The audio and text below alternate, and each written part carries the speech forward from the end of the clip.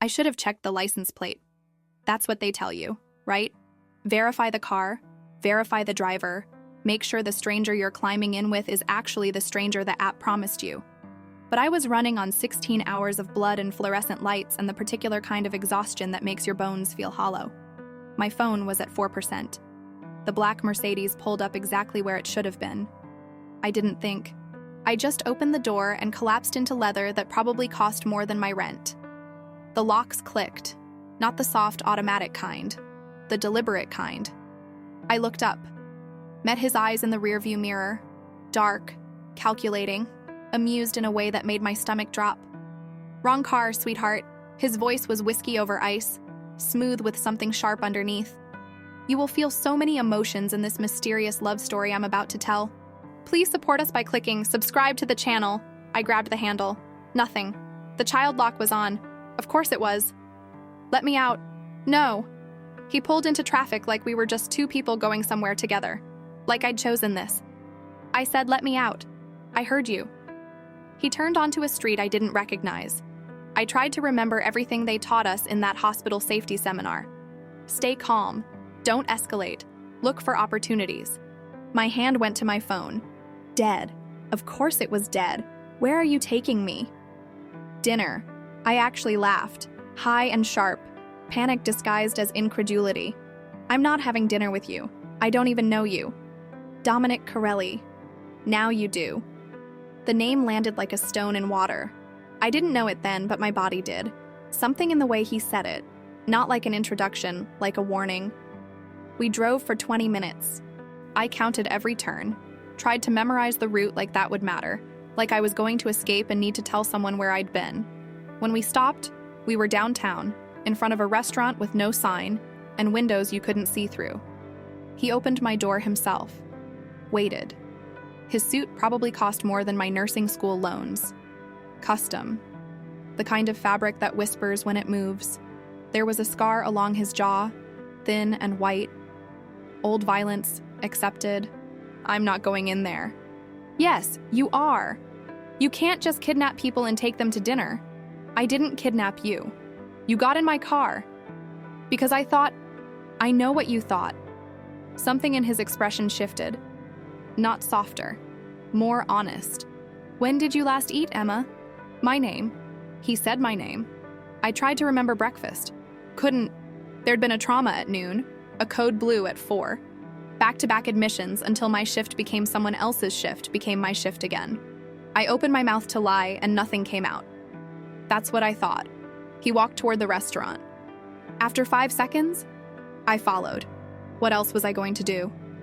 Inside was all dark wood and low light and the kind of quiet that costs money. People looked at him the way you look at weather. Something powerful you don't control. You just respect. He ordered in Italian, didn't ask what I wanted. I should have been angry. I was too tired. Why am I here? You got in the wrong car. That's not an answer. It's the only one you're getting tonight. The food came. I didn't want to eat it. My hands were shaking.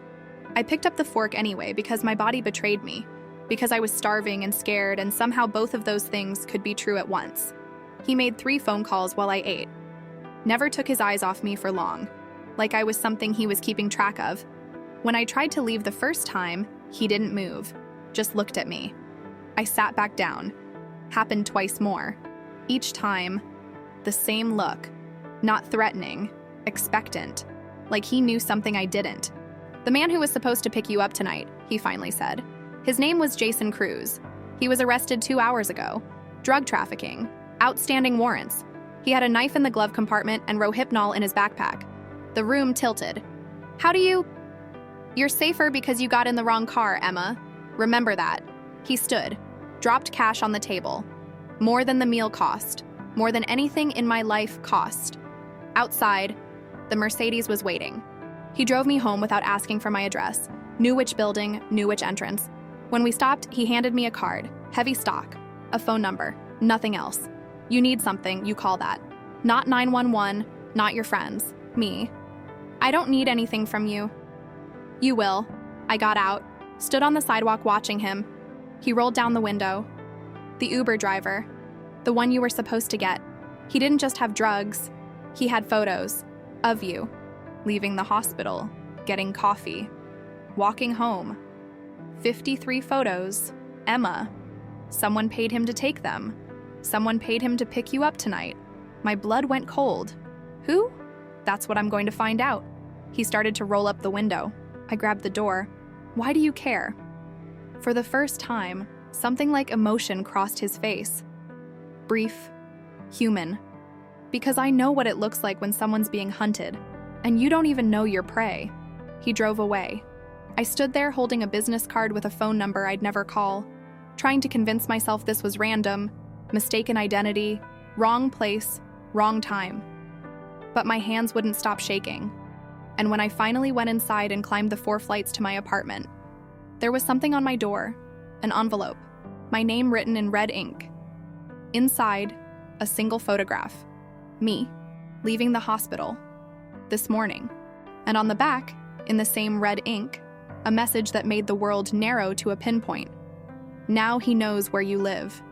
Let's see if he can keep you safe. I didn't sleep that night. Couldn't. Every sound in the building became a footstep, every shadow a threat. I sat on my kitchen floor with a knife I'd never used and the business card I swore I'd never call, watching the door like something might come through it at any moment. Nothing did. Morning came gray and cold. I showered with the bathroom door open. Got dressed in yesterday's scrubs because I couldn't think straight enough to choose clean ones. My car was parked 2 blocks away. Same spot as always. I'd bought it used 3 years ago. Paid it off 6 months back. My one piece of independence. My one thing that was mine. It didn't start. I turned the key 5 times. Nothing. Not even a click. I checked my phone, 40% battery, charged overnight, and pulled up a rideshare app. A car was 3 minutes away. I canceled it. Called a cab company instead. Made them confirm the driver's name twice. Waited inside the building vestibule until I saw the actual taxi, the actual medallion number. The driver was a woman in her 60s who talked about her grandson the entire ride. I'd never been so grateful for small talk in my life. At the hospital, everything was wrong in ways I couldn't name. The security guard at the entrance was new, young, watching me too carefully when I swiped my badge. My supervisor, Margaret, caught me at the nurses' and station before I'd even clocked in. Emma, good, you're here. Did you hear about the upgrades? What upgrades? Security. Some anonymous donor funded a complete overhaul of our system. New cameras, new protocols. They started installing everything last night. She said it like it was good news. Like we should be grateful. Who was the donor? No idea. Administration's being cagey about it. But hey, we'll take it, right? This neighborhood, we need it. She walked away. I stood there feeling my skin crawl. New cameras, new protocols, new security watching me clock in, watching me walk to the break room, watching me exist. I made it through 4 hours before I had to step outside. Just to breathe. Just to feel like something in my life wasn't being observed and cataloged and controlled. My phone buzzed. Unknown number. The text was simple. Check your car. I didn't want to. God, I didn't want to. But I walked those 2 blocks anyway. And when I got there, my car was running. Engine purring like it had never been broken. A note tucked under the wiper blade. Alternator was shot. Replaced it. You're welcome. D. I crumpled the note. Wanted to scream. Wanted to cry.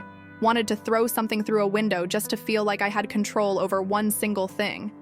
Instead, I got in my car, my fixed car, my car that ran because a stranger decided it should, and drove back to work. The rest of my shift passed in a blur. Patients needed me. IVs and medication and the 1,000 small emergencies that make up a Tuesday in the ER. I was good at this. Had always been good at this. But every time I walked past a camera, every time security nodded at me, I felt it. The invisible net tightening. When I finally got home, took the long route, checked my mirrors obsessively. There was a box outside my door. Plain cardboard. No markings. My name written on top in the same hand as the note on my car. I should have left it. Should have called the police. Should have done anything except what I did, which was bring it inside and open it with shaking hands. Inside. A phone. New. Expensive. Already programmed with one contact. Just a letter. D. I threw the phone across the room. Watched it hit the wall and clatter to the floor, screen intact because of course it was. Because it was probably military grade or bulletproof or whatever the hell phones became when men like Dominic Corelli decided you needed one. For 3 days, I pretended I was fine, went to work, came home, avoided my car because it ran too well now, avoided the new cameras because they saw too much. I didn't call the number on the card, didn't touch the phone, told myself I was handling this, told myself I was safe. On the 4th night, I woke to sirens. Not unusual in my neighborhood. I almost rolled over, almost went back to sleep. Then I heard voices in the hallway, doors opening. Mrs. Chen from 3B asking what happened. The super's voice, gruff and worried. Someone broke into the building. Didn't take anything, didn't hurt anyone. Just walked right through the lobby and left. I got up, put on jeans and a sweatshirt. Opened my door to the smell of coffee and fear. The super was showing Mrs. Chen something on his phone. Security footage, grainy and dark. A figure in a hood, walking through our lobby like they owned it. Stopping at the mailboxes, not opening them, just touching them, one by one, then leaving. Police said it's probably nothing, the super was saying, but they want everyone to be careful. Lock your doors, don't let strangers in. I closed my door, locked it, put the chain on. Stood there breathing too fast. Then I saw it. On my floor, just inside the door, like it had been slipped underneath while I slept. Another photograph, me, walking to my car yesterday. The angle was different, closer. Like whoever took it had been standing right behind me. I picked it up with numb fingers, turned it over. On the back, in that same red ink, I know where she works. I know where she sleeps. Tell Corelli his mercy has a price. My hands were shaking so badly I could barely hold the photo. I looked at the box in the corner. The phone I'd thrown. The phone I'd sworn I'd never use. I picked it up. Screen still perfect. Battery full. 1 contact. I pressed call before I could talk myself out of it. He answered on the first ring, like he'd been waiting. Now you understand. Not a question. A statement. His voice was calm, patient, like he'd known all along I'd call. Someone broke into my building. I know. There was a photo, under my door. Someone was in my hallway while I was sleeping. I know. You know? My voice cracked. I hated it. Hated the fear in it. The need. How long have you known? Since it happened. I have someone watching your building. You have someone. The words wouldn't come. Rage and terror tangled in my throat. You're having me followed. I'm keeping you alive. There's a difference. I didn't ask for this. You didn't have to. Silence. I could hear him breathing, could hear traffic in the background, the sound of a city that never slept. I'm coming to get you, he said. Pack a bag. Enough for a few days. Don't bring anything you can't carry. I'm not going anywhere with you. Emma, the way he said my name, like it mattered, like I mattered. They're not playing games anymore. Whoever this is, they're escalating. The photo under your door. That was a message. They got past my guy. They wanted you to know they could reach you whenever they want. Then I'll go to the police. And tell them what? That you got in a stranger's car and now someone's following you? That a man you don't know is trying to protect you from people you can't identify? He wasn't wrong. God, I hated that he wasn't wrong. Why me? I whispered. Why is this happening? I don't know yet, but I'm going to find out. And until I do, you're not safe here. I looked around my apartment, 1,200 square feet of my life, books I'd collected, photos of Lily at graduation, coffee mugs I'd stolen from hospital break rooms, everything I'd built after Tyler, everything that proved I'd survived. 20 minutes, Dominic said. I'm 20 minutes away. Be ready. He hung up before I could argue. I stood there in my apartment, in my life, feeling it all slip away. Then I grabbed a duffel bag and started packing. 13 minutes later, my phone buzzed. Not the new phone, my real phone. A text from an unknown number. Just a video file, no message. I didn't want to open it. Knew I shouldn't. Did it anyway. The video was dark, grainy. Someone walking across a parking lot. My sister, Lily, wearing her Northwestern sweatshirt, backpack slung over one shoulder, headphones in, walking to class like she did every day, unaware of the man following 10 feet behind her, following her for 3 full blocks before the video cut to black. Text came through immediately after. 48 hours. Or we take what you love most. I was still staring at the screen when headlights flooded my window. Dominic Corelli had arrived. The drive was silent except for the sound of my breathing and the occasional crackle of a radio I couldn't see. Dominic kept one hand on the wheel, the other on his phone, texting in rapid-fire bursts. Every few minutes, his phone would buzz and he'd glance at it, his jaw tightening incrementally. I watched the city blur past, familiar streets becoming unfamiliar ones, downtown giving way to industrial giving way to nothing I recognized. Where's my sister? Safe. That's not an answer. It's the only one that matters right now. I wanted to scream, wanted to grab the wheel, force him to stop, demand real answers instead of these cryptic non-statements that told me nothing and everything at once. But the video kept playing in my head. Lily walking, the man following, 48 hours. Did you see the video? Yes. Then you know we don't have time for whatever this is. We need to go to the police. The police can't help you. His voice was flat. Final. Detective Marcus Brennan works out of the 7th Precinct. He's been investigating organized crime for 6 years. He's also been on someone's payroll for 3. You go to him. You might as well put a target on your sister's back yourself. The words landed like a punch. I thought about the detective who'd come to the hospital last month, asking questions about Vincent Marchetti. Thought about his tired eyes and careful questions and the way he'd lingered too long on my answers. How do you know that? Because it's my business to know who can be bought. We turned onto a road that wasn't really a road, more like a suggestion of pavement cutting through dense trees. The headlights caught glimpses of water to our left, a river or a sound, something vast and dark. Then gates appeared, tall and iron and opening before we reached them. Motion sensors. Cameras. The infrastructure of paranoia. The house, if you could call it that, sat at the end of a long drive. 3 stories of stone and glass and angles that suggested defense as much as design.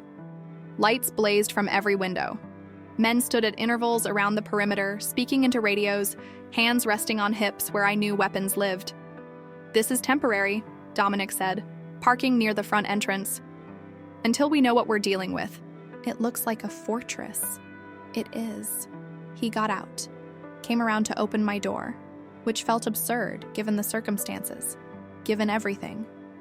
I stepped out into air that smelled like salt and pine and something else. Danger, maybe. Or just the particular scent of money and isolation. Inside was all clean lines and expensive emptiness. The kind of space that looked designed by someone who valued function over comfort. A woman appeared, older, gray-haired, wearing an apron that seemed incongruous with the surroundings. Rosa will show you to your room. You need anything, you ask her. I need my sister. She's being collected as we speak. She'll be here in 3 hours. Collected? She's not a package.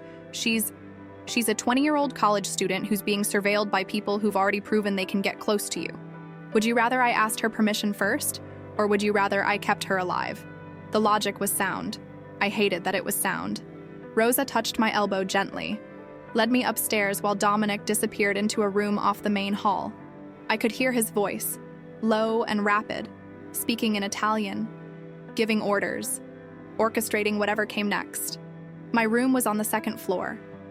Not a guest room, too lived in for that. Books on the nightstand, a laptop on the desk, someone's space, temporarily vacated for me. The window looked out over water, dark and limitless. I stood there for a long time, trying to remember how my life had been normal 4 days ago. I couldn't sleep, couldn't even sit still. Around 2 in the morning, I gave up and went exploring. The house was massive, rooms that led to other rooms, hallways that branched like decisions. I found a library, a gym, a kitchen big enough to feed an army. And then, at the end of a hallway I probably shouldn't have walked down, a door slightly ajar, light spilling out. I pushed it open. The room was an office, but not like any office I'd ever seen. One wall was entirely screens, security feeds from what looked like a dozen locations. Another wall was covered in photographs, documents, maps marked with pins and string like something out of a crime show. I recognized faces, the Marchetti family, Detective Brennan, others I didn't know. And in the center of it all, a photo of Vincent Marchetti in a hospital bed. My handwriting visible on the chart at the foot of the bed. "You shouldn't be in here." I spun around. Dominic stood in the doorway, still dressed, looking like he hadn't slept either. There was something in his expression I couldn't read. Not anger, something more complicated. "Is this about me?" I gestured to the wall. "All of this. Some of it? How much?" He walked past me, stood in front of the wall like he was studying a painting, touched the edge of Vincent's photo. "6 months ago, you treated this man, Vincent Marchetti. He was dying when they brought him in. Gunshot wounds. You stabilized him long enough for transport to surgery.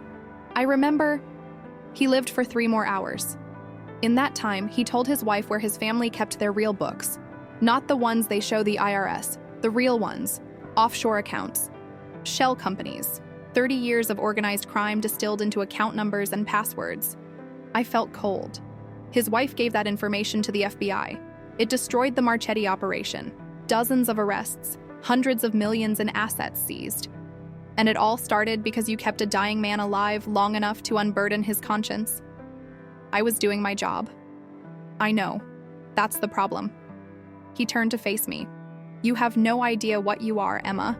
You're a loose end. A witness to something that changed the balance of power in this city. And now someone thinks Vincent told you something. Told you where other secrets are buried. Or maybe they just want to punish the person who made it possible for Vincent to talk at all. But he didn't tell me anything. I barely spoke to him. I believe you. But belief doesn't matter. Perception does. And right now, you're perceived as leverage. Against who? You." His laugh was bitter. "The Marchettis were my rivals. When they fell, I won, consolidated territory, absorbed their operations, made peace with the families who mattered. I should be grateful to you. In a way, I am. Then why? Because someone else isn't." Before I could ask what that meant, alarms erupted, sharp and electronic and everywhere at once. Dominic moved instantly, pulling me behind him, one hand going to his waist where I caught a glimpse of metal. Voices shouted downstairs, running footsteps. Then gunfire, sharp cracks that made my ears ring even through the walls. "Stay here." He was gone before I could argue. I crouched behind the desk, heart hammering, every nursing instinct screaming at me to help, to do something. More gunfire, then silence. Worse than the noise. Silence that stretched and stretched until I couldn't stand it. I crept to the window, saw figures in black moving across the lawn. Saw Dominic's men returning fire with precision that spoke of training, of practice, of this not being their first time. Saw someone go down, then another. Couldn't tell which side they were on. Then Dominic was back, moving through the room like violence was a language he spoke fluently. He grabbed my arm, pulled me toward the door. "We need to move. Now." "What's happening?" "They breached the perimeter. We have maybe 2 minutes before they're inside." He led me down a hallway I hadn't seen before, downstairs that seemed to go on forever. A basement, then further. Underground. A tunnel carved out of rock, lit by emergency lighting that turned everything the color of old bruises. We ran. I lost track of time, of distance. Just focused on breathing, on keeping up, on not thinking about the gunfire above us. We emerged in what looked like a boathouse, water lapping against a dock, a speedboat waiting. Dominic pushed me into it, started the engine. We were moving before I'd even sat down. The city appeared in the distance, lights reflecting off dark water. Dominic drove fast, one hand on the throttle, the other on his phone, making calls, barking orders in English and Italian and something else I didn't recognize. "Where are we going?" "Somewhere they won't look." "My sister is already there." I had her moved the second the alarms went off. The boat slowed. We pulled up to a private dock, hidden between warehouses. A car waited. Dominic helped me out with surprising gentleness, his hand steady on my back. I realized I was shaking, realized he had blood on his shirt. Not a lot, just a spray across his collar. "Are you hurt?" "No. That blood isn't mine." He said it simply. A fact. Like, of course, the blood wasn't his. Like he was the kind of person blood happened around not to. In the car, I finally asked the question I'd been avoiding. Who's doing this? I don't know yet. But you have an idea. He was quiet for a long time. We drove through streets I recognize now. We were heading downtown, toward the financial district. Places that should have been deserted at 3 in the morning but somehow weren't. Places where lights stayed on in office buildings and men in expensive suits worked through the night moving money that didn't officially exist. Vincent Marchetti had a brother. Antonio, he wasn't involved in the family business. Wasn't supposed to be. After Vincent died and everything collapsed, Antonio disappeared. We thought he'd gone into hiding. Maybe witness protection. Maybe just running. But someone's been watching you for 6 months. Someone who knows exactly how to hurt me. Someone with access to resources and intelligence that suggests a level of organization we thought had died with the Marchetti family. You think Antonio's alive? I think someone wants me to think he's dead while they systematically dismantle everything I've built. And you? He looked at me finally. Really looked at me. You're not collateral damage. You're the opening move. We pulled into an underground garage. The building above was all mirrored glass and corporate logos. The last place anyone would look for a mob boss and a kidnapped nurse. Dominic's phone buzzed. He answered, listened, his expression shifting through micro-emotions too fast for me to track. When? His voice was sharp. How many? I want eyes on every entrance. No one in or out without confirmation. He hung up, looked at me. Your sister's safe. She's upstairs with Rosa. Relief flooded through me so intensely I thought I might cry. Can I see her? In a minute. There's something you need to see first. He handed me his phone. On the screen was a photo, recent, high resolution, a folder on a desk. My name on the tab. He swiped. More photos, documents, surveillance footage, me leaving the hospital, me at a coffee shop, me walking Lily home from the train station last Christmas, 6 months of my life, cataloged and filed and archived like evidence. Where did you get these? My men found them tonight. At the house. Whoever breached the perimeter left them behind. They wanted me to find them. Wanted me to know. He swiped again. The last photo made my blood freeze. It was me, not recent. 2 years ago, maybe more. Wearing clothes I'd thrown away. Standing with someone I'd tried to forget. Tyler, his arm around my shoulders, his smile bright and possessive. On the bottom of the photo, written in red ink. She was always the mark. Even before you knew she existed. I couldn't stop staring at the photo. Tyler's arm around me. That smile I'd once thought was love. Now all I could see was the beginning of everything that came after. The slow erosion of myself, piece by piece, until I'd almost forgotten what it felt like to take up space in the world. How long have you known about him? Dominic's voice was careful, like he was navigating something fragile. Since the second day, after you got in my car.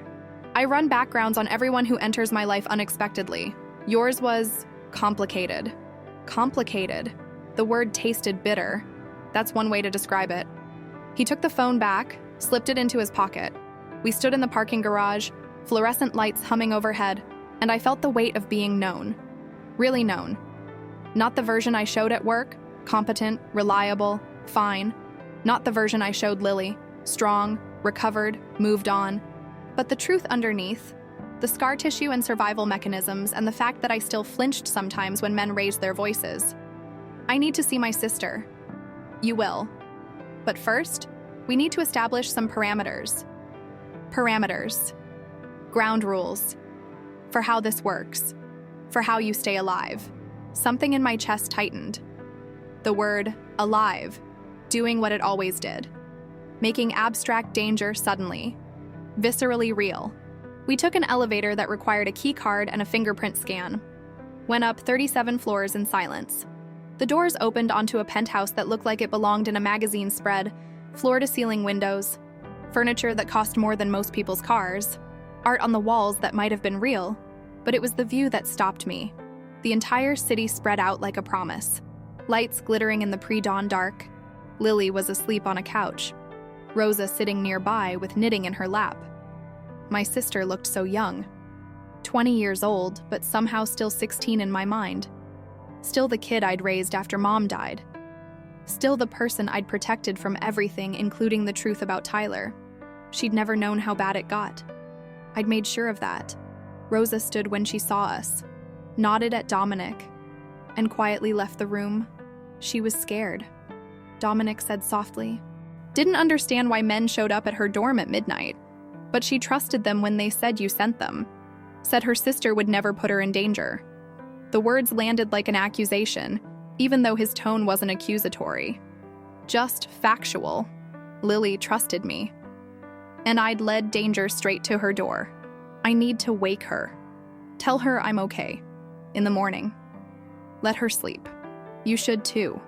I can't. I know.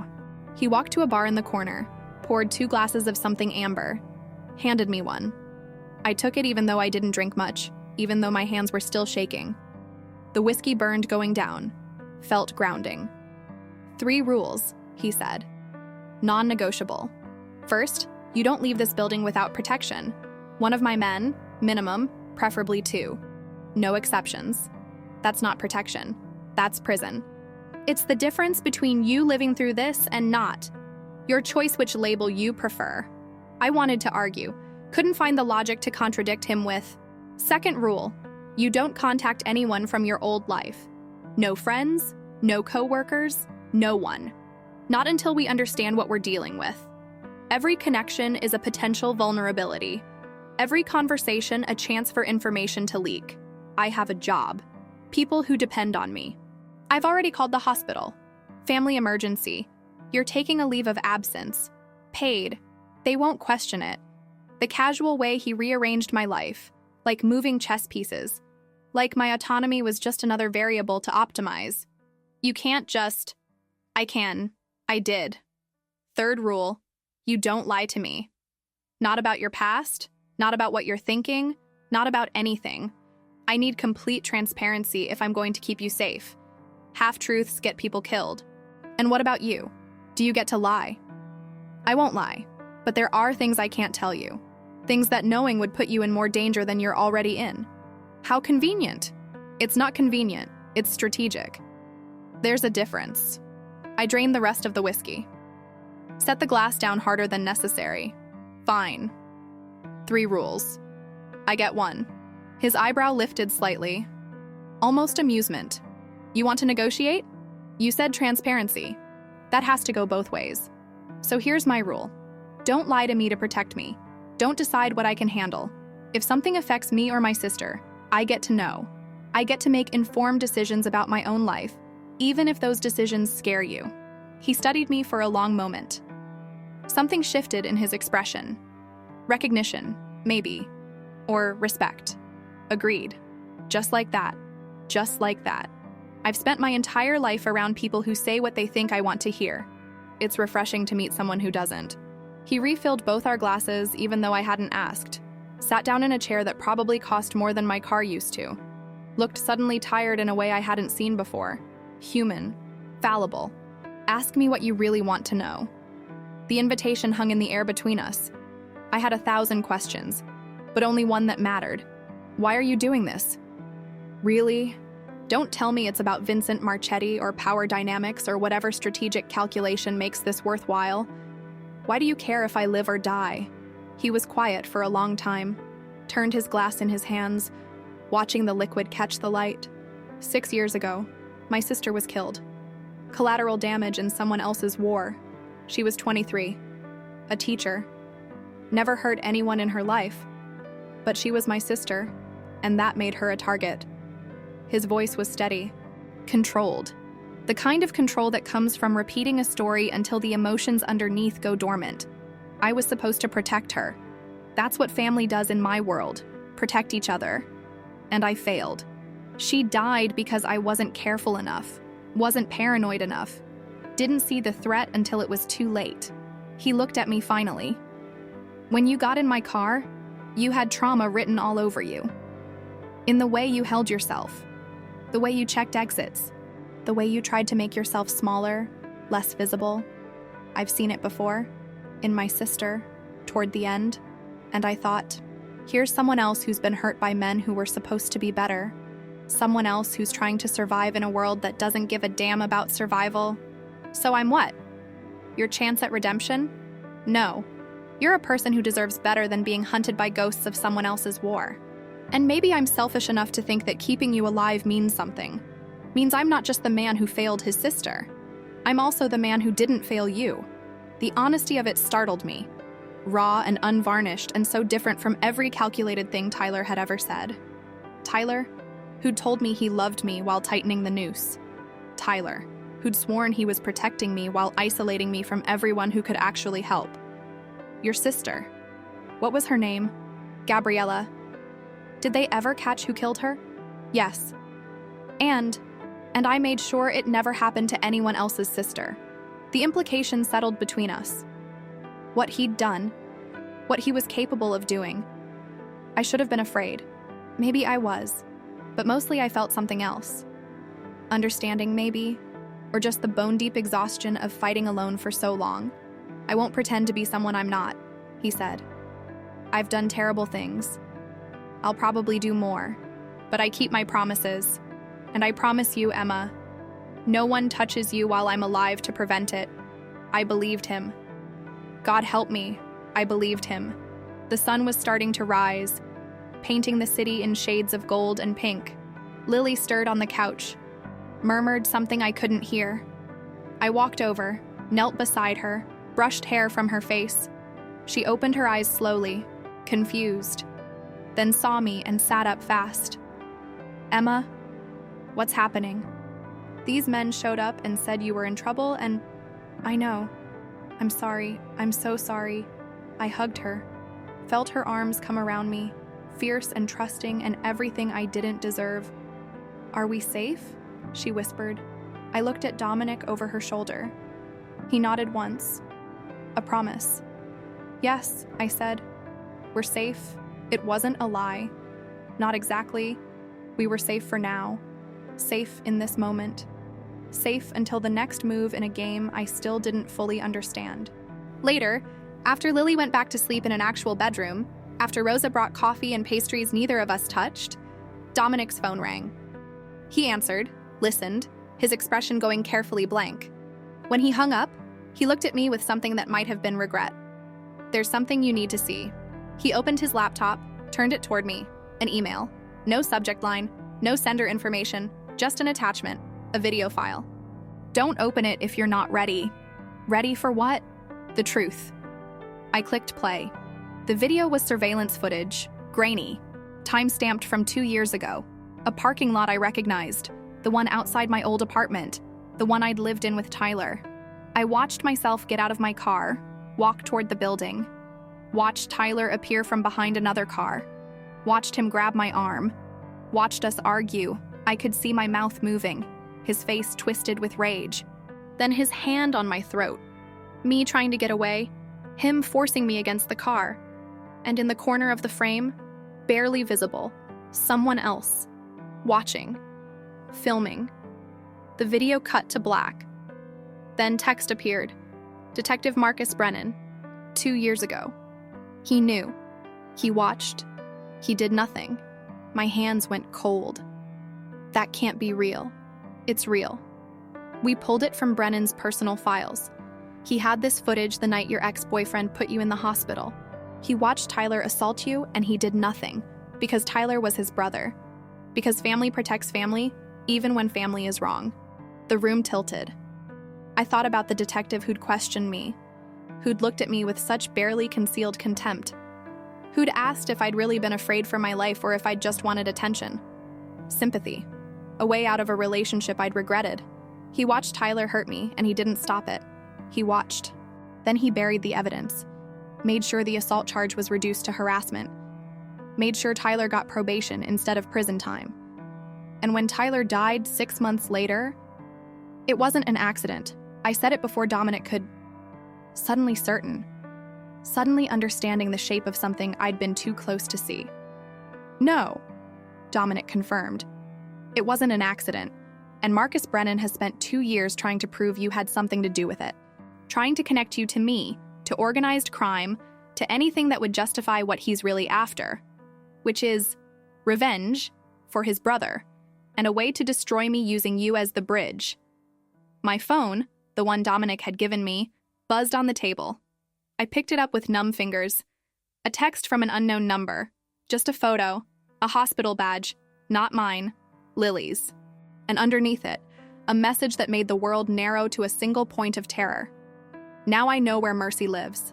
Tell your sister I'm sorry she has to pay for your sins.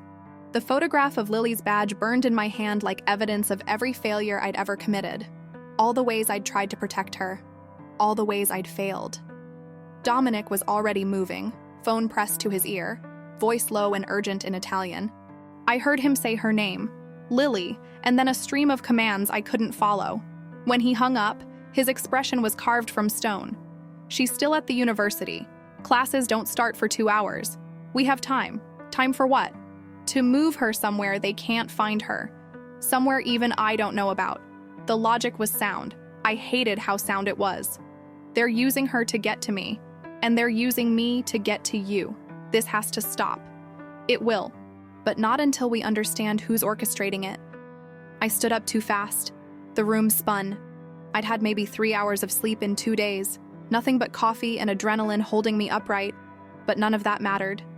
Only Lily mattered. Only keeping her safe from the disaster I'd brought into our lives. Tell me everything, I said. No more half-truths. No more protection. You said transparency. I need the whole picture. Dominic studied me for a moment. Then he nodded, gestured to the couch. I sat. He remained standing, like he needed the distance to say what came next. 2 years ago, your ex-boyfriend Tyler Brennan was killed in what looked like a single-car accident. Drunk driving. Lost control on a mountain road. But you already know it wasn't an accident. How did he really die? Someone ran him off the road. Professional job. Made it look like he'd been drinking. Planted evidence. The blood alcohol content was real enough. They forced it down his throat before pushing the car over the embankment. My stomach turned. I'd spent 2 years believing Tyler's death was cosmic justice. Bad karma finally catching up. Some part of me had even felt guilty for the relief I'd felt when the police called to tell me he was gone. Who killed him? That's the question Marcus Brennan has been asking for 2 years. And he thinks the answer is me, but you didn't.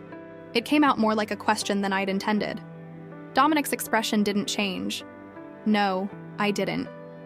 At that point, I'd never heard of you or your ex-boyfriend. You weren't on my radar. You were just another nurse in another hospital living another life that had nothing to do with mine. Then who? I have theories, but they're just theories. What I know for certain is that Marcus Brennan believes I killed his brother as a favor to someone.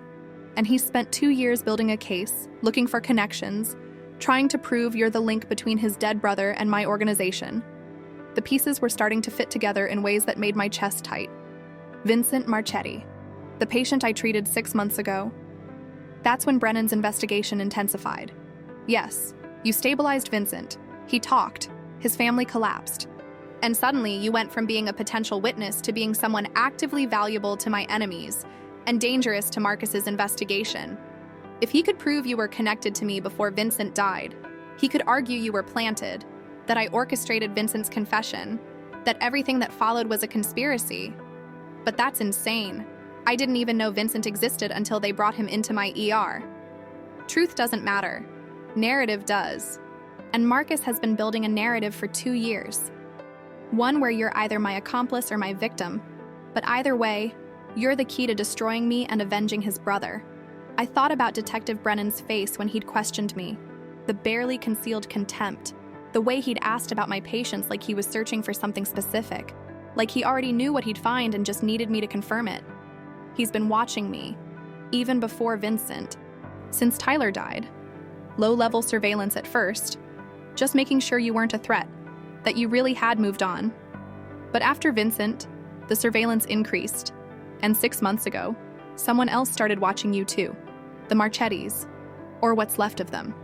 Antonio Marchetti disappeared after his brother died, but money doesn't just vanish, power doesn't just dissolve. Someone inherited Vincent's network, someone with resources and patience and a very specific vendetta.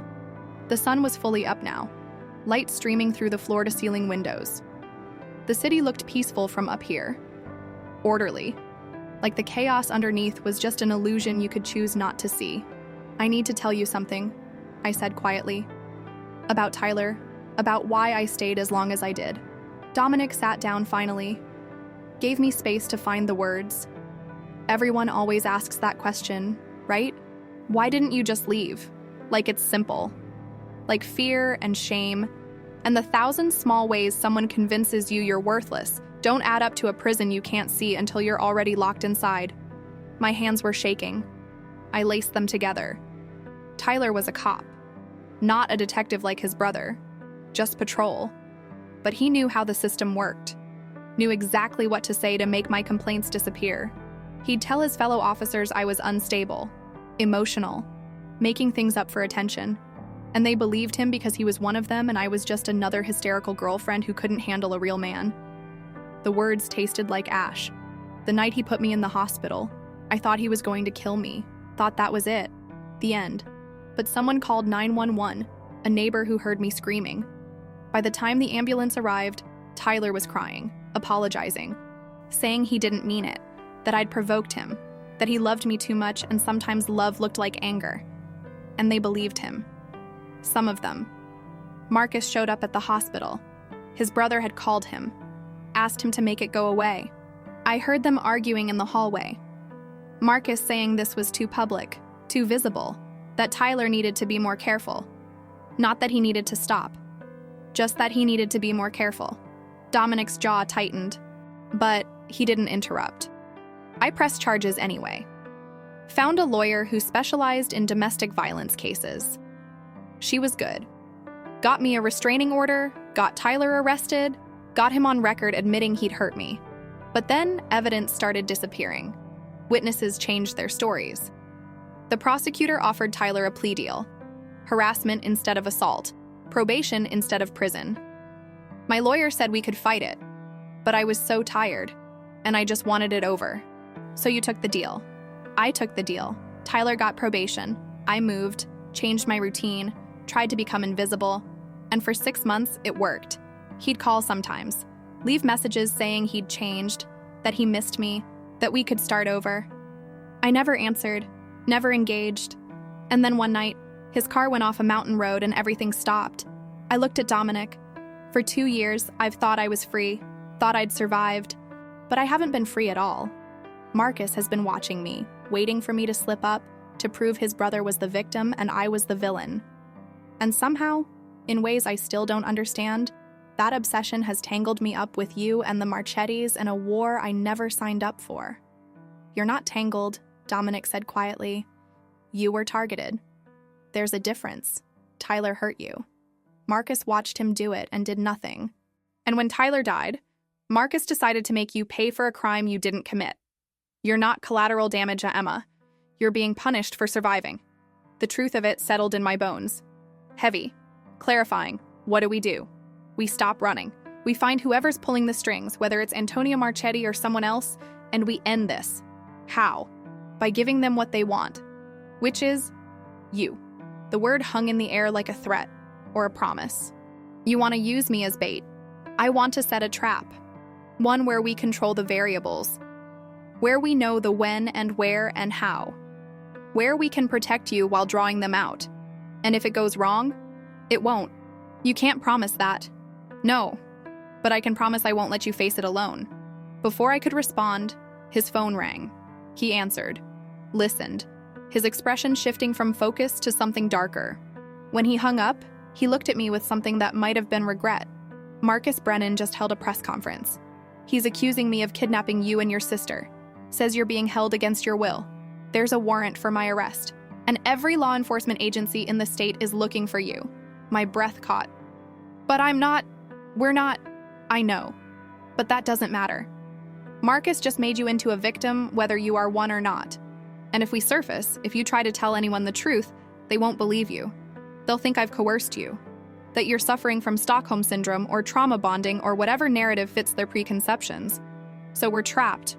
We're cornered. There's a difference." His phone buzzed. A text. He read it, his expression going carefully blank. Then he handed me the phone. The text was from an unknown number, but the message was clear. Proof of life required. Have Emma call this number in the next hour, or her sister pays the price. Come alone to the location I'll provide. No guards, no weapons, no Corelli, just you and the truth about what Vincent Marchetti really told you before he died. Below the message was a video, just 10 seconds. Lily, in what looked like a parking garage, looking directly at the camera. Her face was pale but composed. She wasn't crying, wasn't begging, just looking at whoever was filming with the same stubbornness she'd inherited from Mom. The same stubbornness that had gotten me through Tyler, the same stubbornness that was about to get her killed. The video ended. Text appeared. You have 1 hour. Then I stopped being patient. Tentar novamente OK. Chapter 6. Monster Dominic didn't try to stop me. That was the first surprise. I'd expected arguments, commands, maybe even physical restraint. Instead, he sat very still, looking at the video of Lily with an expression I couldn't read. Then he set his phone down and looked at me with something that might have been resignation. You're going to go, aren't you? Not a question. A statement of fact. She's my sister. Of course I'm going. Even though it's obviously a trap. Even though whoever sent this wants you isolated and vulnerable. Even though going alone is exactly what they expect. What choice do I have? He stood, walked to the window. The morning sun caught the edges of his profile, the scar along his jaw, the lines around his eyes that came from too much vigilance over too many years. When he spoke, his voice was quieter than I'd ever heard it. You always have a choice, Emma. That's what separates survival from surrender. Knowing you have agency even when all the options are terrible, then I choose my sister. I know. That's what they're counting on. He turned to face me. If I let you walk into this alone, you'll die. Or worse. They'll use you to destroy everything I've built, everyone I've protected. They'll break you until you give them what they want, whether you have it or not. And your sister will die anyway because that's how these things work. Mercy is a myth. Compassion is a liability. The only currency that matters is power. You sound like Tyler. The words came out sharper than I'd intended. Dominic flinched, barely perceptible, but there, like I'd struck something vital. I'm nothing like Tyler. Aren't you? You're telling me what I can and can't do, deciding what's best for me without asking, controlling my choices because you think you know better. How is that different? Because I'm trying to keep you alive, not own you. Tyler said the same thing. Every time, every bruise, every broken promise, he was just trying to protect me. Just trying to love me the right way. Just trying to keep me safe from a world that would hurt me worse than he ever could. My voice cracked. I hated it. Hated the sound of old wounds reopening. Dominic crossed the space between us in 3 strides, stopped close enough that I could see the flecks of gray in his dark eyes, the exhaustion he carried like armor. I am not a good man, Emma. I've killed people, ordered deaths, made decisions that haunt me every time I close my eyes. I've built an empire on violence and fear and the willingness to do things other men won't. But I have never, not once, raised my hand to someone weaker than me. Never used love as a weapon. Never confused control with protection. He didn't touch me, didn't reach for me, just stood there, giving me space to see him clearly. Tyler hurt you because hurting you made him feel powerful. I'm trying to stop you from walking into danger because losing you would make me feel powerless. Those aren't the same thing, and if you can't see the difference, then I've already failed you. The honesty of it stole my breath. No manipulation, no justification, just the raw truth of a man who knew exactly what he was and refused to pretend otherwise. What do you want me to do? Just let them kill Lily, let them win. No, I want you to trust me enough to let me help you without surrendering your agency, to let me be on your side instead of in your way. How? By going together, not as captor and captive, as partners, as 2 people who both have something to lose if this goes wrong. I wanted to argue, wanted to insist I could handle this alone, that I didn't need anyone, that survival meant never depending on others. But that was trauma talking. That was Tyler's voice in my head telling me I was only safe if I was invisible. They said to come alone. They say a lot of things. Doesn't mean we have to listen. He pulled out his phone, made a call, spoke in rapid Italian. When he hung up, he looked at me with something approaching a smile, sharp and cold and ready. We have 45 minutes. That's enough time to plan. Enough time to set our own trap. Enough time to make sure when they try to break you, they find something that breaks them instead. What are you going to do? What I should have done 2 years ago when Marcus Brennan started this war. I'm going to show him exactly what happens when you threaten the people I've promised to protect. There was something in his voice. Not anger exactly, but something colder. More absolute. Like a door closing on any possibility of mercy. I should have been afraid. Instead, I felt something like relief. Someone was finally going to fight for me instead of demanding I fight alone. The next 30 minutes passed in controlled chaos. Dominic made calls, gave orders, moved chess pieces I couldn't see but could feel shifting around us. Men appeared, the ones from the house, the ones who'd defended the perimeter. They nodded at Dominic, glanced at me with expressions I couldn't read. Respect, maybe, or just professional detachment. Rosa brought me different clothes, dark jeans, a jacket with hidden pockets, shoes that looked normal but had reinforced soles. She helped me dress with gentle efficiency, like she'd done this before, prepared other women for other wars. He cares about you, she said quietly in accented English. I've worked for Dominic 10 years, never seen him like this, scared and trying not to show it. I'm not his responsibility. No. You're something worse. You're someone he chose. And that man, he doesn't choose lightly. She pressed something into my palm. Small, metal, cold. I looked down, a panic button, disguised as a watch. If something goes wrong, if he can't reach you, you press this. We come, all of us. Doesn't matter where you are or what's happening, we come. I slipped it onto my wrist. The weight of it felt like a promise. When I emerged from the bedroom, Dominic was standing at a table covered in blueprints and satellite imagery. He looked up, assessed me with professional efficiency, then nodded approval. The location they'll send is probably the old Marchetti warehouse on the waterfront. It's been abandoned since the FBI raids. Perfect for an ambush. Private. Isolated. Multiple entry points that we can't all cover. So it's a death trap. Only if we play by their rules. But we won't. You'll go in through the front, visible, expected. While my men secure the perimeter and cut off escape routes, you'll wear this. He handed me something that looked like a button, tiny, nearly invisible. Audio and visual feed. Everything you see and hear, I see and hear. You're not alone in there, even when you are. I took the device. Let him show me how to attach it to my jacket collar where it blended seamlessly. What happens when I get inside? You listen. You observe. You stay alive. They'll want you to confirm something. Probably whether Vincent Marchetti told you anything before he died. You tell them the truth. That he said nothing. That you were just doing your job. Let them see you're not hiding information.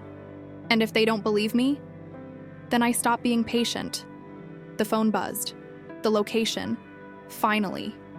Exactly where Dominic had predicted. The Marchetti warehouse. 1 hour. Come alone or Lily dies. Dominic read the message over my shoulder. His jaw tightened, but his voice stayed level.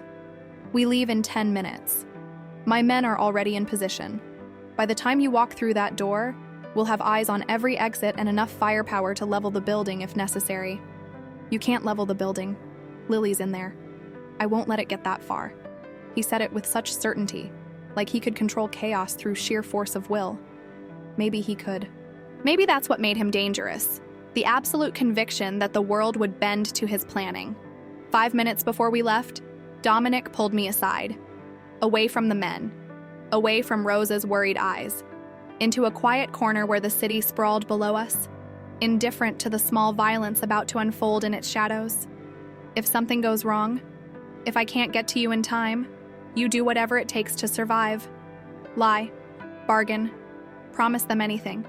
Just stay alive long enough for me to reach you. What if I can't? You can. You've been surviving men like this your whole life. The only difference now is that you don't have to do it alone. He reached into his jacket, pulled out something small, a gun, compact, deadly. He held it out to me. Do you know how to use this? No. Good. Then you won't hesitate if you need to. Point, squeeze, don't think, just survive. I took the gun. It was heavier than I expected. Heavier than anything I'd ever held. The weight of choice. The weight of violence. The weight of being willing to hurt someone before they hurt you. We drove in silence. 2 cars. Dominic and I in the first. His men following in the second. The city gave way to industrial wasteland. Abandoned factories and empty lots and the skeleton of prosperity long since relocated somewhere cheaper. The warehouse appeared like a monument to failure. Concrete and broken windows and the particular loneliness of places where people used to work but don't anymore. Dominic stopped 2 blocks away. His men dispersed like smoke, there and then gone, finding positions I couldn't see but trusted existed. He looked at me one last time. You're the bravest person I've ever met.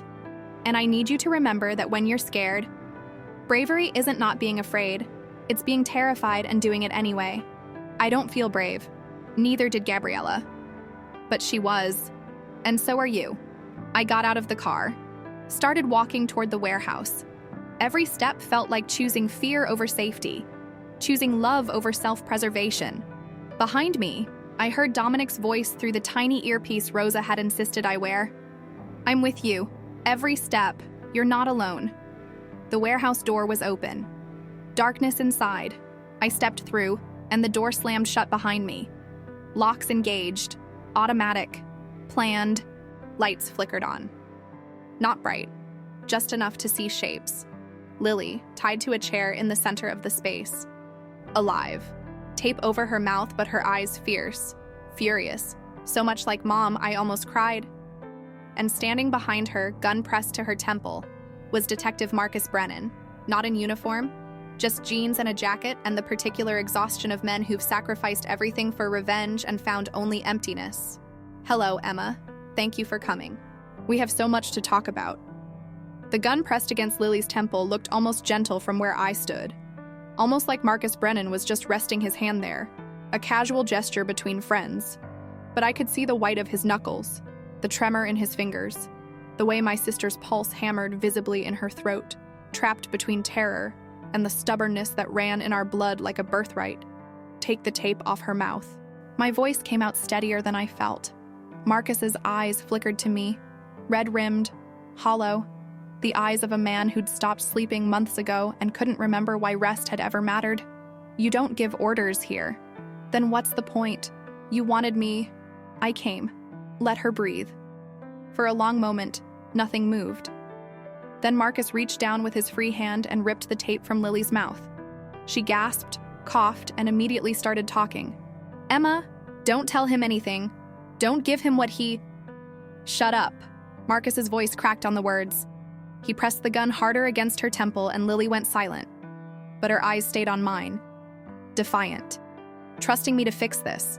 Believing I could save us both. I'd never felt less capable of saving anyone. What do you want, Marcus? He laughed, sharp and bitter and completely void of humor. What do I want? I want my brother back. I want the last 2 years of my life returned. I want to wake up and discover this was all a nightmare, that Tyler's alive, that you're just some random nurse who never crossed his path, that I didn't spend 24 months watching my career dissolve while I chased ghosts and conspiracy theories that everyone said were just grief making me paranoid. I didn't kill Tyler. No, but you wanted him dead. You prayed for it every night he came home angry. Every time he touched you and you flinched. Every time you looked at him and saw the end of your life approaching in increments too small to name, but too real to ignore. The accuracy of it stole my breath. How did he know? How could he know the texture of those prayers, the desperate bargaining with a God I wasn't sure existed? Please, just make it stop. I don't care how, just make it stop. Wanting someone dead isn't the same as killing them. Isn't it? You think thoughts are innocent. You think all those nights you wished Tyler would just disappear didn't create the conditions for someone to make that wish come true? Through the earpiece? So faint I almost missed it. Dominic's voice. Keep him talking. We're almost in position. I took a step forward. Marcus tensed, adjusted his grip on the gun, but he didn't tell me to stop. You were there that night. At the hospital. After Tyler put me in the ER with cracked ribs and a concussion. I heard you arguing with him in the hallway. I was trying to help him. You were trying to help him cover it up, make it disappear. You told him to be more careful, not to stop hurting me, just to be more careful about witnesses. Something shifted in Marcus's expression, defensiveness giving way to something rawer. Shame, maybe? Or just the exhaustion of carrying a lie too heavy for one person. Tyler was my little brother, 5 years younger. I practically raised him after Dad died. I was supposed to protect him, guide him, make sure he turned out okay. And for years, I thought I had.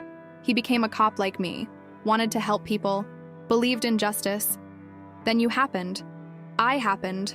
I didn't do anything to him. I just existed in his proximity, and that was enough for him to decide I needed to be controlled. You changed him, made him insecure, made him question himself. Before he was confident, steady, good at his job. Then he met you, and suddenly he was obsessed, possessive, couldn't think about anything else. You did that to him. The accusation landed like it always did. Like maybe he was right. Maybe I had somehow caused the violence inflicted upon me. Maybe if I'd just been different or better or less somehow, none of this would have happened. But then I heard it. Dominic's voice again. Stronger this time. You didn't cause this. You survived it. There's a difference. Make him see the difference. I straightened, met Marcus's eyes. Tyler hurt me because something in him was already broken. I didn't break him. I just had the misfortune of being there when the cracks finally showed. And you watched him break me, and you did nothing because protecting your brother mattered more than protecting a woman you didn't know. I didn't know how bad it was. Yes, you did. You had video footage. You watched him choke me in a parking lot, and you buried the evidence because family protects family. Even when family is wrong. Even when family is a monster. Don't call him that. Why not? It's what he was.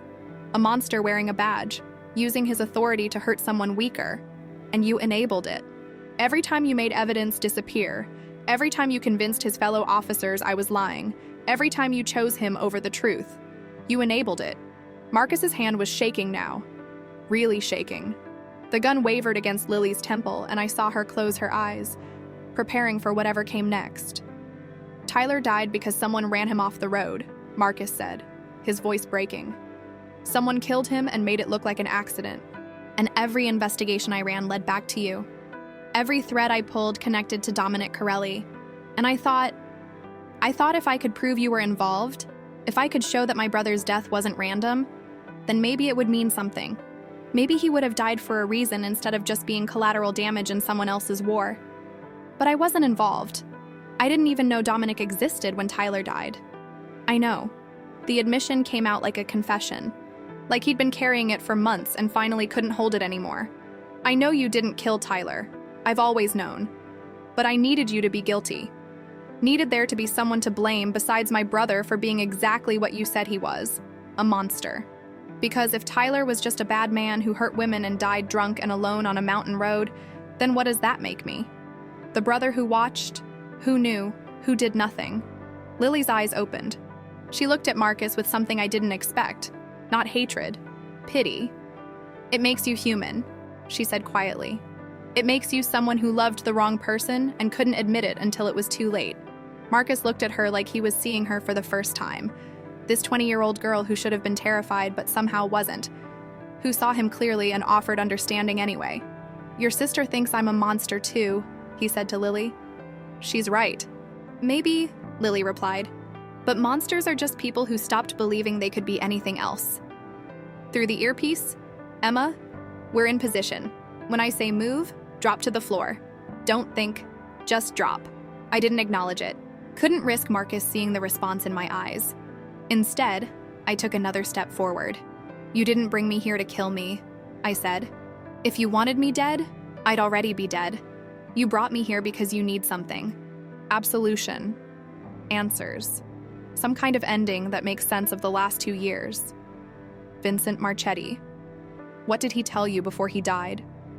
Nothing. I've told you this. I've told everyone this. He was dying.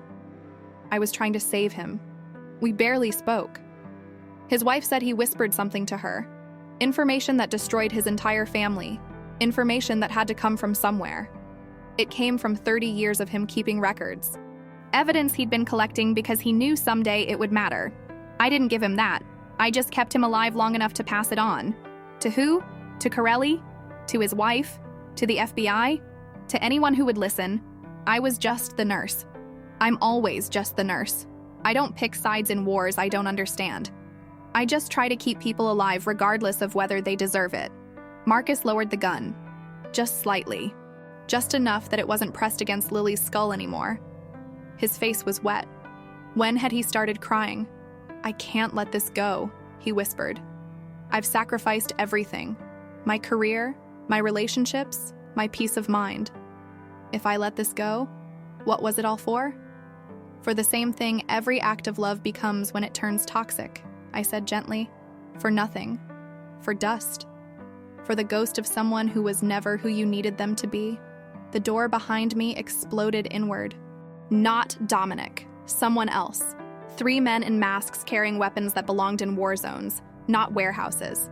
They moved with military precision, fanning out, covering angles. One of them pointed directly at me. Everyone on the ground. Now. Dominic's voice in my ear, urgent. Move. Now. I dropped, hit concrete hard enough to knock the wind from my lungs. Heard gunfire, sharp cracks that echoed in the cavernous space. Heard Lily scream. Saw Marcus dive for cover, his gun skittering across the floor. The masked men advanced, systematic, professional. Then Dominic's men appeared. From rafters, from shadows, from places I hadn't known existed. The warehouse became a battlefield, controlled chaos, each side moving with practiced efficiency. But these weren't random criminals. These were trained operators, and they'd come prepared for Dominic. One of them reached Lily, cut her restraints, grabbed her by the arm, started dragging her toward a side exit I hadn't seen. I lunged forward without thinking, pure instinct overriding self-preservation, reached for my sister, felt hands close around her other arm, pulled. The man in the mask turned, looked at me through dark eyes that held nothing. No anger, no mercy, just professional assessment. He raised his weapon. No! The shout came from Marcus. He crashed into the masked man from the side, desperate and clumsy and completely untrained for this kind of violence. They went down together. The gun fired. Marcus's body jerked. Blood bloomed across his shirt, dark and spreading and final. The masked man stood, aimed at me again. But Dominic was there, appearing like violence incarnate, and the man went down before I registered movement. Just there, then gone, then not moving anymore. Dominic grabbed my arm, Lily's arm, started pulling us toward a different exit. Behind us, more gunfire, shouting, the sound of something heavy falling, boots on concrete, radios crackling. We burst into daylight. A car waited, engine running. Dominic shoved us inside, slid in after, and we were moving before the doors fully closed. In the rearview mirror, I saw the warehouse, saw men in tactical gear surrounding it, saw someone being led out in handcuffs, one of the masked men, caught, but not all of them. Some had escaped. Some were still out there. Lily was shaking beside me, not crying, just shaking like her body couldn't process what had happened and could only express it through movement. I pulled her close, felt her heart hammering against my ribs. Marcus, she whispered. Is he? I don't know. But I did know. I'd seen enough death in the ER to recognize it. The way the bullet had entered, the way his body had collapsed, the way he'd looked at me in that final moment, not with hatred anymore, just with something like understanding.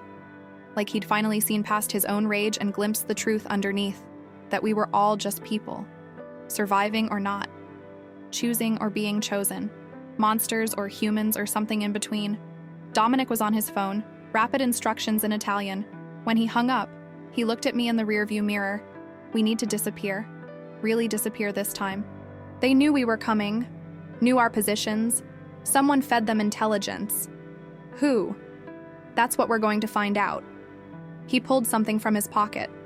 A phone, not his, not mine, someone else's. Handed it to me. I took this from one of the masked men. Before we left, there's something on here. Something you need to see. I turned on the phone. It opened without a password, unlocked, like they'd wanted it to be found. Like they'd wanted us to see what was inside. One file, one video, time-stamped from this morning. I played it. The footage was surveillance quality, showing a parking garage, showing a man I recognized, Antonio Marchetti, Vincent's brother, supposedly disappeared or dead, very much alive, meeting with someone whose face was hidden by shadows, but their voice was clear, calm, familiar. Rosa, Dominic's housekeeper, his trusted confidant, the woman who'd helped me dress this morning, who'd given me the panic button, who'd told me Dominic cared. The conversation was brief. Rosa handing over a tablet, Antonio nodding, then Rosa speaking. He trusts you to keep the girl safe. That makes you the perfect liability. When this is over, neither of them can know where the information really came from. Make sure they don't survive long enough to ask questions. The video ended. Dominic had pulled over, stopped the car on some anonymous street corner. When I looked up, his face was carved from stone, but his hands on the steering wheel were shaking. "How long?" he said, his voice barely above a whisper. "How long has she been working for them?" "I don't know. She's been with me 10 years. 10 years. Since Gabriella died. She helped me survive that. Helped me rebuild. And the entire time, he didn't finish. Couldn't. Just sat there holding the wheel like it was the only thing keeping him from flying apart." Lily leaned forward, put her hand on his shoulder. This girl who'd been threatened and terrified and nearly killed, offering comfort to a man she barely knew. "We're alive," she said simply. "That's what matters. We're alive and they're not done yet. Which means we still have time to end this." Dominic looked at her in the mirror. Something like respect flickered across his face. "You sound like your sister." "She learned from our mom. I learned from her. Women in our family don't break. We just find new ways to survive." The phone in my hand buzzed. New message. Same unknown number. "Just text this time. You found the video." "Good. Now you understand. This was never about Vincent's secrets. This was about destroying Dominic Corelli by taking everything he loves. His trust, his protection, his ability to keep anyone safe. Tell him Antonio sends his regards. And tell him we're just getting started." 3 days after the warehouse, we existed in a kind of limbo that felt like holding your breath underwater, knowing you'd have to surface eventually, knowing it would hurt, but unable to make yourself do it yet. Dominic had taken us to a place so off-grid it didn't appear on maps. A cabin in the mountains, 2 hours from civilization, owned by someone who owed him favors and didn't ask questions. No phones except burners, no internet, no connection to the world that had tried to kill us. Lily spent most of her time reading books she'd found on dusty shelves, romance novels from the 80s with cracked spines and illustrated covers. She'd curl up by the window with coffee and deliberately terrible fiction. And sometimes I'd catch her smiling at particularly absurd passages. Healing looked like that sometimes, like choosing joy in small moments because the big ones were still too sharp to touch. I couldn't sit still. Spent hours walking the perimeter like I could protect us through sheer vigilance. Like if I just watched carefully enough, threats would announce themselves before arriving. Dominic never told me to stop, just appeared beside me sometimes, matching my pace, saying nothing. His presence somehow both steady and fractured. A man discovering that everything he'd built his life around had been compromised by someone he'd trusted completely. Rosa had disappeared. The moment we'd sent Dominic's men to find her, she'd vanished like she'd never existed. Her apartment empty, her bank accounts drained, 10 years of loyalty erased in hours, leaving only questions and the particular betrayal that comes from misplaced faith. On the 4th morning, Dominic finally spoke about it. We were sitting on the cabin's porch, watching dawn paint the mountains in shades of rose and gold. Lily was still asleep inside. The world felt almost peaceful, almost like we could pretend none of it had happened. I gave her everything after Gabriella died. A home, purpose, family. And she spent a decade gathering intelligence for the people who wanted me destroyed. His voice was quiet, not angry anymore, just tired in a way that went deeper than sleeplessness. Antonio Marchetti's been planning this for years, since before his brother died. Maybe he knew Vincent would eventually crack under pressure. Maybe he was preparing for that inevitability.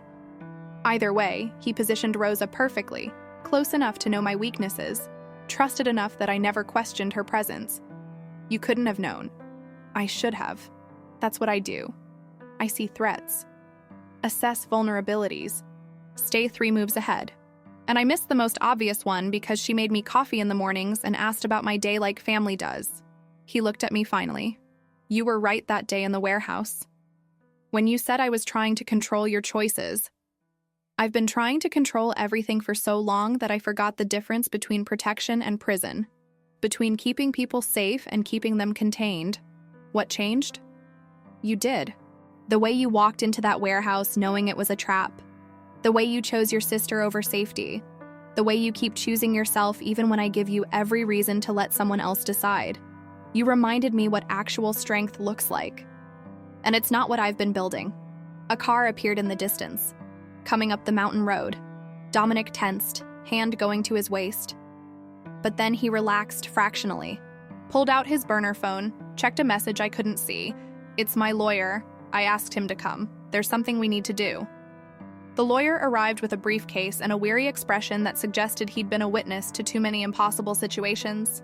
He sat up at the kitchen table, spreading documents across scarred wood. Lily appeared from her bedroom, drawn by voices. She stood in the doorway, watching with the particular wariness of someone learning that safety was always temporary. These are immunity agreements, the lawyer explained. For both of you. In exchange for your testimony about what happened at the warehouse, the FBI will guarantee your protection and drop any investigation into your involvement with Mr. Corelli. I'm not involved with Mr. Corelli, I said. I got in the wrong car. Everything after that was just survival. I know. But legally, the distinction matters. This agreement makes it official. You're witnesses, not accomplices. And when this goes to trial, there won't be a trial. Dominic's voice cut through the explanation like a blade. Clean. Final. Antonio Marchetti dies before he reaches the courtroom. That's not a threat. It's a fact. Someone with his resources, his connections, he won't survive custody. And when he dies, this ends. No more threats. No more leverage. Just finished. The lawyer didn't argue. Just packed up his documents with practiced efficiency. He'd clearly heard similar pronouncements before. When he left, the cabin felt smaller, like we'd invited reality inside and now couldn't get it out again. What happens now? Lily asked. Dominic looked at her with something approaching fondness. This girl who'd been collateral damage but refused to act like a victim. Who'd offered him comfort when his world collapsed. Who reminded him, I think, of the sister he'd lost. Now you go back to school, under protection initially, until we're certain all threats are neutralized, then gradually back to normal life. Or as normal as life gets after something like this. And Emma? Emma decides what Emma wants. He said it simply, not as manipulation or test, just as fact. I had agency. Always had. The question was whether I'd claim it or keep letting fear make my choices. I thought about Tyler. About the 2 years after his death I'd spent convincing myself I was free while actually just being alone. About Marcus and his grief-twisted obsession. About Rosa and her decade-long betrayal. About all the ways people used love and loyalty as weapons. And then I thought about Dominic, who'd given me 3 rules and then broken his own when I asked. Who'd walked into danger beside me instead of commanding me to stay behind. Who'd looked at me across the warehouse and seen someone worth keeping alive, not because I was useful, but because I was me.